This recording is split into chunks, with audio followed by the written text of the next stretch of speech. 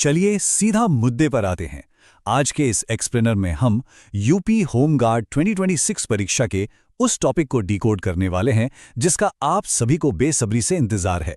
जी हां, आज हम बात करने वाले हैं expected cut offs, safe score zone और आगे के रिजल्ट प्रोसेस की।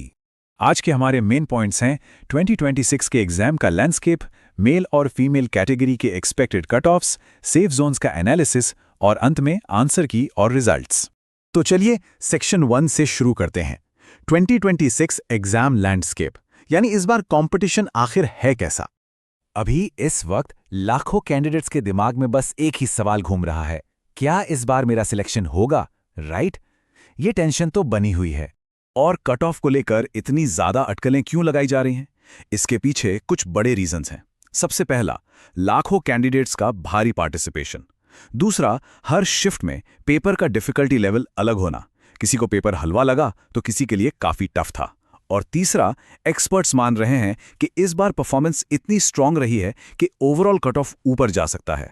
अब आते हैं सेक्शन 2 पर, expected male category cut offs. चलिए इस डेटा का सीधा ब्रेकडाउन करते हैं।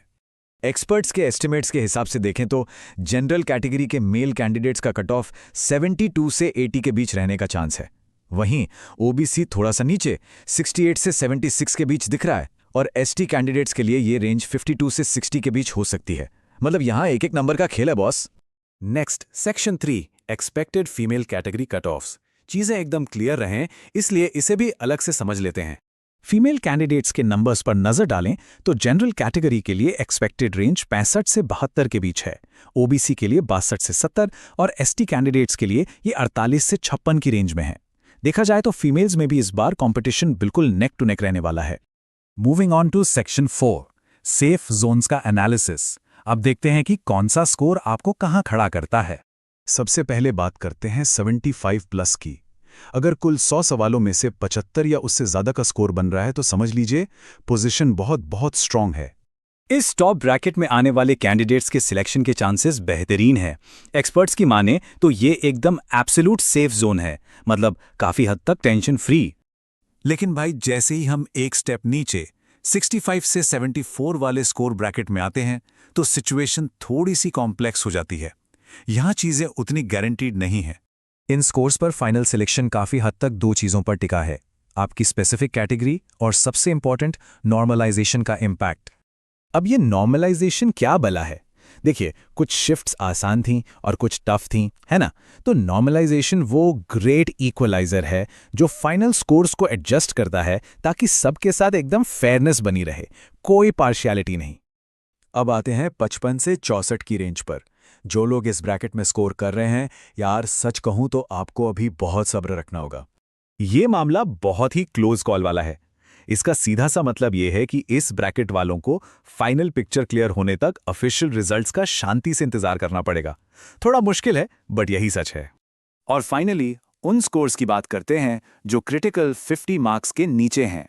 ऑनेस्टली स्पीकिंग, इस बार पार्टिसिपेशन बहुत ज्यादा रहा है और ओवरऑल परफॉर्मेंस भी तगड़ी है, तो 50 से कम स्कोर पे सिलेक्शन होना अभी के हिसाब से काफी ज्यादा मुश्किल लग रहा है।